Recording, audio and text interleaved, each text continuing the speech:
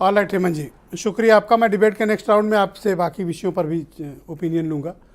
मौसम ख़राब है और वीरेन जी जहाँ मौजूद है वहाँ बारिश हो रही है। वीरेन जी बहुत शुक्रिया। क्या बारिश ज़्यादा है? नहीं, बिल्कुल ठीक है।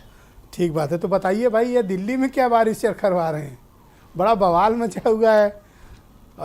आप और बीजेपी लड़ रही है, कांग्रेस भी साइड से अटैक मार रही है। क्या है क्या ये? देखिए ब्रजेश जी, हम लोग जब से समझदार हुए और देश जब से आज़ाद हुआ, हमेशा सरकारी एजेंसियों के दुरुपयोग का सत्ताधारी दलों पर आरोप लगता रहा है। सीबीआई, ईडी, इनकम टैक्स, तमाम सारी जो संस्थाएं हैं, ये अपने राजनीतिक विरोधियों को निपटाने के लिए आरोपित होती रहीं, झेलती रहीं। सीबीआई को सीबीआई के दफ्तर में छापा मारना पड़ा, ये भी लोगों ने देखा।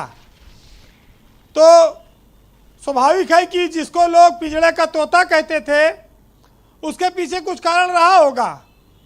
और तोता पिंजड़े में रहता है तो जैसा मालिक कहता है वैसा बोलता है। लेकिन आप देखिए कि आज़ादी के 75 साल बाद भी क्या सरकारी एजेंसियों की स्थितियों में कोई बदलाव नहीं आया है? हालात नहीं बदले हैं। पहले कांग्रेस करती थी, अब बीजेपी कर रही है। यही तो आरोप लगता है, इससे ज़्यादा तो कोई आरोप है नहीं। और जब जिसका मौका आएगा वो करेगा। चूँकि गुजरात में, हिमाचल प्रदेश में यहाँ चुनाव होने वाले हैं और यहाँ पर आम आदमी पार्टी बहुत मजबूती से लड़ रही है, तो कांग्रेस पीछे जा रही है। तो कांग्रेस को ये भी नाराज़गी होगी कि जहाँ हम मुख्य विपक्षी दल थे, तुम आके वहाँ पर कब्जा करने की कोशिश कर रहे हो, तो दिल्ली में उनके खिलाफ प्रदर्शन कर दो। चूँकि पंजाब में आम आदमी पार्टी ने हरा दिया कांग्रेस को, तो कांग्रेस के सामने तो ये देखिए समस्या है कि उसके स्टेट जा रहे हैं। अब फुल फ्लैज राज्यों में खाली छत्तीसगढ़ और राजस्थान ही बचा है। ये तो किस्मत थी कि बिहार में भी मंत्री बनने का अवसर मिला कांग्रेस को, अन्यथा कांग्रेस को डाउन करके अगर आप ये कहिए कि छिपकली को अगर मगरमच्छ बना दिया, तो बीजेपी ने आम आदमी पार्टी को बहुत बड़ी पोजीशन देश में दिला दी। मनीष सिसोदिया जिस तरह से बोल रहे हैं, ये दर्शाता है कि आम आदमी पार्टी इस लड़ाई में झुकने वाली नहीं है। वो आगे अभी इस लड़ाई को ले जाएंगे चुनाव तक, खास तौर से। अब कौन, जब इस देश में सरकारें थी तो धारा 356 का कितना इस्तेमाल होता था। आज 356 के इस्तेमाल में तमाम अड़चन है, तो दूसरा फार्मूला है, उससे भी सरकारें बनती और बिगड़ती हैं। कोई बड़ी बात नहीं है। लेकिन महत्वपूर्ण बात यह है कि सियासत में क्या विरोधियों को निपटाने का सबसे बड़ा हथियार ये सरकारी संस्थाएं बन गई हैं। और आपने देखा होगा कि शराब को लेकर बड़ा हंगामा मच रहा है जी भाई। जब कोरोना काल में शराब पिलाई गई, जब शराबियों ने अर्थव्यवस्था का सहारा दे दिया, अगर दिल्ली में पिला दी जाएगी तो कौन सी आफत आ जाएगी भाई। सरकारें सहारा पाती हैं, अर्थव्यवस्था इससे सहारा पाती है। अगर आदमी थोड़ा लड़खड़ा जाए तो क्या फर्क पड़ता है हमारे देश में। नहीं, आपने तो कोरोना के टाइम कहा था कि देश की अर्थव्यवस्था शराबियों ने संभाल रखी थी।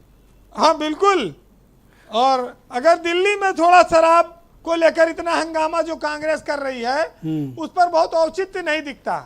वैसे आपको बताएं कि हरशंकर परसाई जी ने लिखा है कि विचार जब लुप्त हो जाता है या विचार प्रकट करने में बाधा होती है या किसी के विरोध के भय से लगने लगता है कि तब तर्क का स्थान हुल्लड़ या गुंडागर्दी ले लेती है। तो कुल मिलाकर बात ये कहनी है कि मेरा देश बदल रहा है। अब बदलाव महाराष्ट्र में आया, बिहार में आया, दिल्ली में आया, पंजाब में आया, अब गुजरात और हिमाचल का चुनाव है, वहाँ भी बदलाव आएगा। हमारे यहाँ कहते हैं कि अगर फरिश्ता भी आसमान से उतर आए और सच बोले तो वो भी मारा जाए।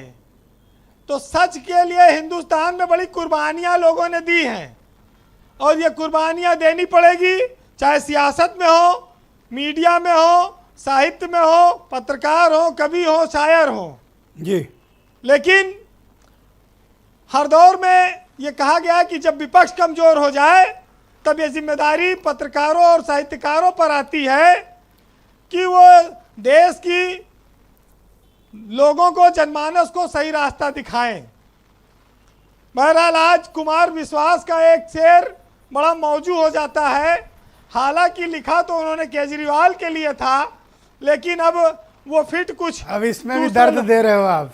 दूसरे लोगों पर बैठता है। सुनिएगा कि नया निजाम, नई बंदिशें, नया ऐलान, इस फकत लश्करे शाही के ही माफिक सोचें और साहिबे वक्त ने ये हुक्म किया है जारी कि अपनी नस्लों से कहो कि मेरे मुताबिक सोचें। बहुत शुक्रिया वीरेंद्र जी, बहुत धन्यवाद। बारिश ज़्यादा है, अपना ध्यान रखिएगा। बहुत शुक्रिया।